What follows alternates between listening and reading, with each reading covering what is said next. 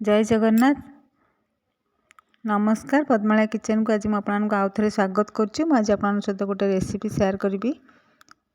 एबे शीत दिन में फूलकोबी आमको भल सहज मिल जाऊँगी और टेस्ट और बास्ना बहुत बढ़िया। से मुझे फूलकोबी कषा बनैबी और तार रेसिपी आप सहित शेयर करी। आशा करें आपको वीडियो निश्चय भल लगे। एबे चलतु आरंभ करवा आम रेसिपी।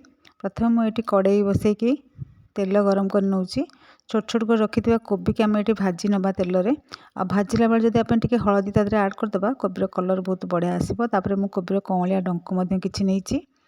मत ये डंक खाया बहुत भल लगे आउ ग्रीन अच्छी तेणु स्वास्थ्य भल। तापर अल्प आलू और अमृतभंडा टिके भाजी नेली।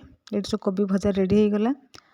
से तेल में मुझे हलदी लंका गुंड लुण ऐड करके अमृतभंडा आलू को भल भाव भाजी दूची। तापर मसला ऐड करदे। मसला मुझे पियाज रसुण अदा जीरा और शुखला लंका नहीं। मसला टिके कषि नवा घोड़े दबा ताकू किस समय सिम करके। देखो मसला टिके कषि आसला आम टमाटो ऐड करके अल्प पानी देदेबा जमी टमाटोटा आम सीझीज और मसला भल भाव सीझीज।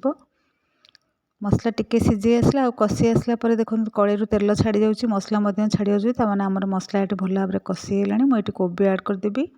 कोबी को भल भाव टे एपट सेपट कर कषि नवा। गैस को आम ये मीडियम फ्लेम रखिकी कोबी को भल भाव कषि नवा। एबे देखो कोबीर कलर केते बढ़िया आसीगला। बास्ना बहुत बढ़िया होची।